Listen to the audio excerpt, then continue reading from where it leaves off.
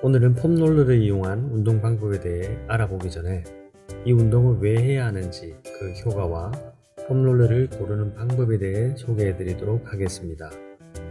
폼롤러는 러시아 출신의 물리학자인 모세 펠던크라이스의 펠던크라이스 요법에서 파생되었다고 합니다. 국내에는 2012년 도입돼 초반에는 주로 병원에서 재활에 사용되거나 필라테스 소독으로 활용되어 오다가 최근 필라테스와 홈트레이닝이 보편화되고 방송에서 운동법이 많이 소개되면서 폼롤러를 구매해서 활용하는 사람들이 많아졌습니다. 그럼 폼롤러를 이용한 운동의 효과를 먼저 알아보도록 하겠습니다. 유튜브에 폼롤러를 검색해보면 정말 많은 정보들이 넘쳐납니다. 이것들을 하나하나 보면 폼롤러만큼 만능인 기구가 있을까 하는 생각이 들 정도입니다. 이 시간에는 붓기 빼기, 다이어트, 걸그룹 다리 라인 만들기 등 검증되지 않는 다소 과장된 효과가 아닌 전문가들에 의해서 입증된 찐 효과를 중심으로 알아보도록 하겠습니다. 먼저 폼롤러의 효과에 관련된 수많은 논문들을 요약한 리뷰 논문에 정리된 폼롤러의 효과를 알아보겠습니다. 첫 번째, 폼롤러 운동을 하게 되면 근막을 이완시켜 관절의 가동성이 증가된다고 합니다. 그럼 근막이 무엇인지 알아보겠습니다. 근막은 근육을 감싸고 있는 보호막입니다. 그래서 고기를 랩으로 감쌌을 때처럼 근육이 탄력을 유지하도록 도와주고 외부 충격과 근육 사이에서 스프링처럼 충격을 흡수해 근육이 다치지 않게 도와줍니다. 또 우리 몸의 장기도 근육으로 되어 있어서 이러한 막이 심장과 같은 기관들이 자리를 잘 유지하고 기능을 잘 할 수 있도록 도와줍니다. 만약 이러한 근막이 없다면 어떻게 될까요? 근육을 탄력 있게 잡고 있는 근막이 손상되면 근육이 퍼지면서 탄력을 잃고 형태를 유지하기 힘들게 됩니다. 외피가 없는 소시지처럼 말이죠. 이렇게 되면 근육도 우리 몸을 보호하는 기능을 제대로 수행하지 못하게 되니 관절에 충격을 주게 될 것입니다. 운동을 하고 난 후 또는 하루 종일 앉아서 일하고 나면 근막이 짧아지거나 늘어나면서 꾸깃꾸깃한 상태가 됩니다. 그럼 근육의 어느 한 부분이 뭉치거나 손상을 입게 됩니다.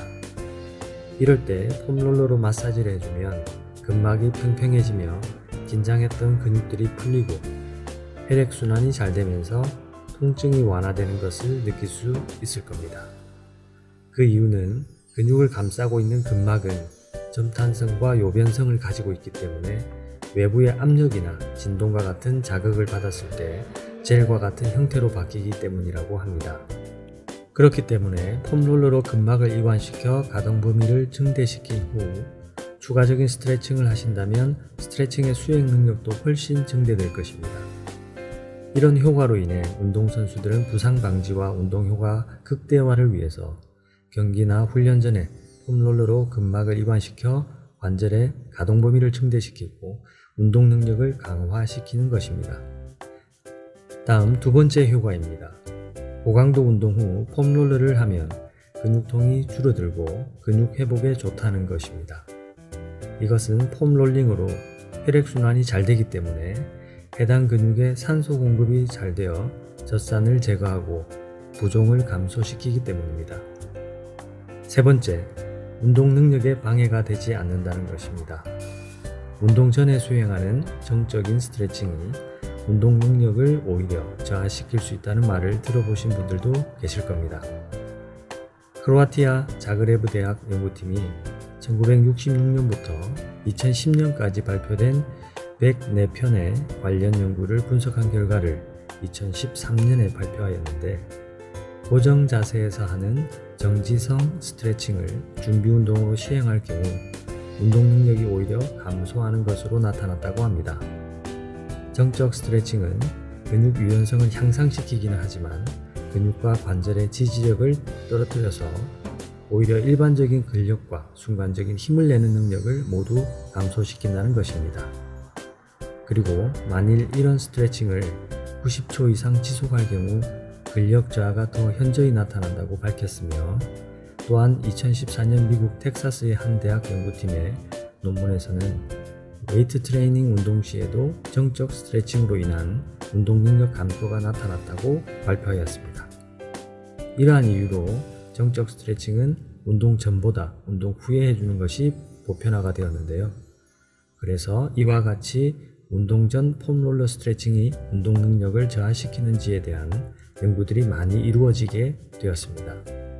관련 논문에 따르면 폼롤러를 한 후에는 하지 근력 등의 능력이 떨어지지 않는 것으로 확인되었습니다. 또한 폼롤러의 효과는 오랫동안 했을 때나 30초 이하로 했을 때 큰 차이가 없었으며 부드러운 재질보다는 딱딱한 재질이 더 효과가 좋은 것으로 검증되었다고 합니다. 이 밖에도 많은 신경외과 전문의와 물리치료사들이 척추 건강 및 코어 강화를 위해 폼롤러 운동을 추천하고 있습니다.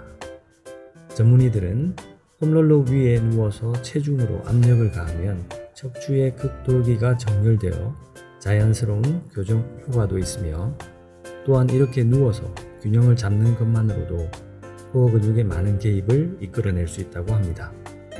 또한 우리가 코어 트레이닝을 할 때 바닥에서 할 때보다 폼롤러를 적절히 활용한다면 더 많은 코어 근육의 개입을 불러올 수도 있습니다. 이제 폼롤러를 고르는 방법에 대해 소개해 드리도록 하겠습니다. 폼롤러의 종류는 아주 다양합니다. 위와 같이 휴대성과 기능성을 겸비한 아주 고가의 제품도 있고 여러가지 형상과 사이즈의 제품들이 있습니다. 하지만 이번 시간에는 여러분이 홈트레이닝을 하실 때 가장 보편적으로 사용하시는 사양에 대해서만 소개해 드리도록 하겠습니다. 먼저 단면의 모양입니다. 원형과 반달형이 있습니다.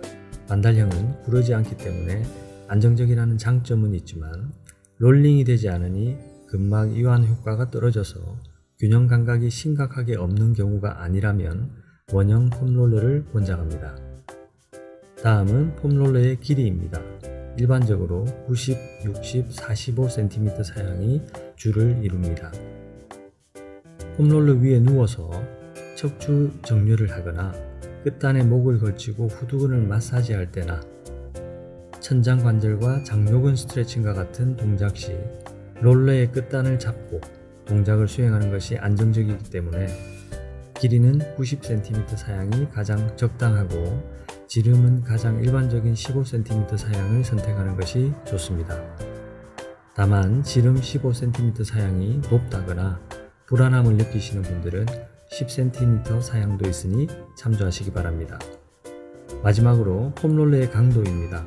강도는 비교적 말랑한 EVA 재질, 조금 딱딱한 EPP 재질, 아주 강한 자극을 느낄 수 있는 리밸런스 제품이 있습니다. 비교적 약한 강도의 EVA 재질의 경우는 부드러운 자극을 원하시는 분들이나 닿기만 해도 극심한 통증을 느끼시는 분들에게 추천드립니다. 다음은 중간 강도의 EPP 재질입니다. 앞서 말씀드린 연구 결과에 따르면 딱딱한 재질이 근막 이완에 더 좋은 효과가 있는 것으로 나타났기 때문에 평소 운동으로 몸이 다져진 분들이라면 EPP 재질을 추천드립니다. 마지막으로 돌기가 있는 리밸런스 폼롤러입니다. 돌기 형상이 있어 집중적인 자극을 주는 제품으로 요추와 경추, 종아리 등 지압이나 마사지 효과를 얻고자 하시는 분들이거나 웬만한 강도로는 자극을 잘 느끼시지 못하는 분들에게 추천드립니다. 오늘은 폼롤러 운동의 효과와 고르는 방법에 대해 알아보았습니다. 다음 영상에서는 폼롤러를 활용한 운동법에 대해 소개해 드리도록 하겠습니다.